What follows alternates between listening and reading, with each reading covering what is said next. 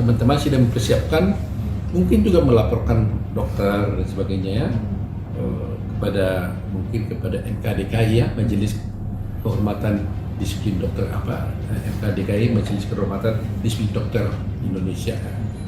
Nah, karena prinsipnya otopsi itu kan sebenarnya kan wajib dilakukannya, dan ada perintah daripada surat kepolisian yang meminta otopsi, tapi dia tidak lakukan. Nah, akibat tidak dilakukannya ini kan menjadikan kasus ini kan menjadi begini, bencana buat Jessica kan. Saya katakan bencana karena kami yakin kalau otopsi itu dilakukan, itu pasti tidak ditemukan cyanida di dalam tubuhnya Mirna. Tapi karena tidak dilakukan, akhirnya menjadi bias kan, karena hanya diambil sampelnya. Jadi kalau dibilang bukan karena cyanida, saya tidak terima. Saya sebagai ahli menyatakan, saya hampir pastikan. Saya sudah bilang ini, saya akan ulang-ulangi kata-kata ini. Begini, itu pendapat saya. Saya hampir pastikan bahwa yang bersangkutan meninggal itu karena cyanida. Tapi saudara, saya tidak ragu sedikit pun, Pak. Tapi tadi saudara mengatakan dalam berita tadi, saudara tidak berwenang untuk menetapkan matinya korban. Iya, saya tidak bisa nyatakan dalam bentuk formal karena saya bukan dokter forensik, Pak. Jadi kenapa? Tapi pendapat saya tidak berpendapat, Pak. Iya, tapi di sini saudara katakan. Berpendapat boleh nggak, Pak? Saya tanya. Loh, ini kan ditanya, ini kan ditanya. Saya tidak bisa nyatakan dalam formal tertulis bahwa itu mati karena yang bisa menyatakan formal tertulis dalam per kan dokter, Pak. Itu di Indonesia, di luar di Belanda boleh ahli toksikologi menyatakan kematian orang, cause of death. Coba ditanya di tempat lain. Tapi berita acara saudaranya benar ya?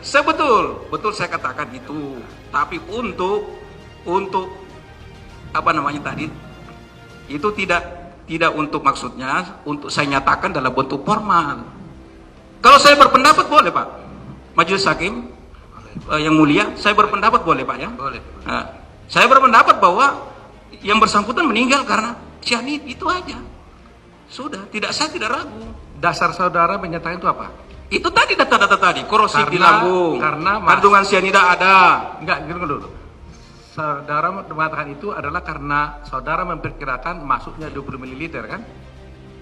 Tadi saya sudah hitungkan Enggak, berapa. saya tanya Kalau sekarang. dia 10 mili, Sekarang saya bertanya. tetap aja melampaui batas ini. Iya, karena ada masuk 20 ml pikiran Iya. saudara kan? Nah, Saya bilang ini sekarang normal. saya tanya secara ilmiah. Ya. Seandainya tidak tepat 20 ml yang masuk. Seandainya tidak tepat jumlah yang saudara taksir bahwa yang masuk dalam tubuh korban Tidak tepat, ini perhitungan normal Pak, ini bukan. Ini kan pertanyaan ahli. Seandainya Ya. jumlah yang masuk itu tidak tepat 20 ml, kurang umpamanya. Katakan kalau 2 ml. Oh, enggak bisa, Pak. Dua tidak dukung fakta. Enggak. Saya sudah bilang tadi. Itu pertanyaan ahli kan? Kan kita Seandainya. ahli harus didukung fakta, Pak. Saya bilang. Saya pikir ahli kan memberikan keterangan sebatas yang sudah dicantumkan dalam berita. Iya. Ya. Iya. Ya. Saya pikir Oke. itu, ya. Saya tidak tanya mengenai soal kasus ini secara ilmu kepada saudara. Oh, saya nggak mau menjawab, Pak. Saya nggak ada kesan dengan kasus di sini. Bapak bayar saya sebagai konsultan kalau gitu di luar. Sebagai kalian saudara, Iya, kalian saya kalau saya di luar sini saya dibayar, Pak.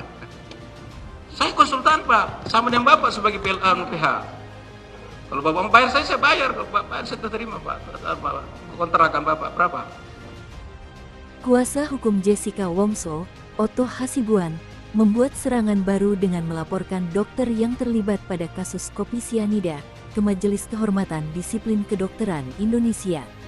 Sebelumnya, Otto dan timnya sudah melaporkan hakim dan ayah Mirna. Menurut Otto, sikap dari dokter yang terlibat dalam menangani kasus Jessica ini telah banyak membuat kerugian yang membuat Jessica harus menderita selama 20 tahun. Dalam membela Jessica Wongso di kasus kopi sianida ini, Otto Hasibuan mengaku tulus meski di depan kasus tersebut terdapat tembok besar yang menghalanginya. Nah, ini sangat penting sekali gitu. Jadi tim akan bekerja untuk juga melaporkan kepada Majelis Kehormatan Dokter Indonesia, Majelis Kehormatan Disiplin Indonesia, kedokterannya, MKDKI, Majelis Kehormatan Disiplin Kedokteran Indonesia. Nah, dulu saya jadi itunya di situ, salah satu anggota dari MKDKI-nya dulu. Pertama kali MKDKI dibentuk, saya menjadi anggota MKDKI-nya. Prinsipnya jangan sekali-sekali kita bersungut-sungut di dalam melakukan suatu pekerjaan apapun. Ya, pekerjaan apapun nggak boleh bersungguh-sungguh.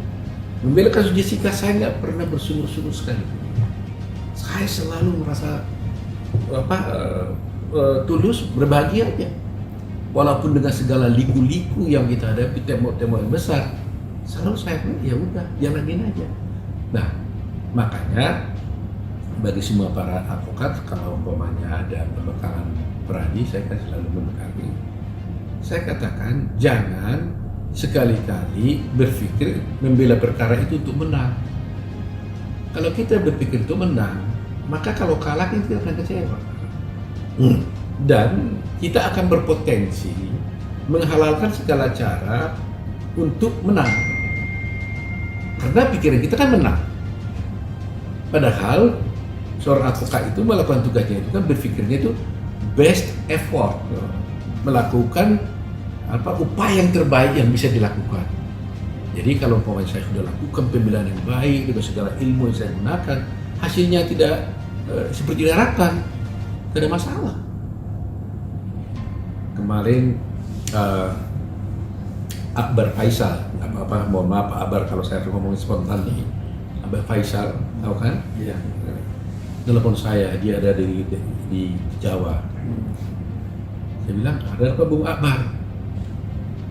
Dia bilang, Bang, saya telepon ini karena sudah di malam saya nggak bisa tidur. Dia bilang, loh, bagaimana seorang Akbar Faisal yang selama ini sudah terkenal dengan follower yang banyak nggak bisa tidur?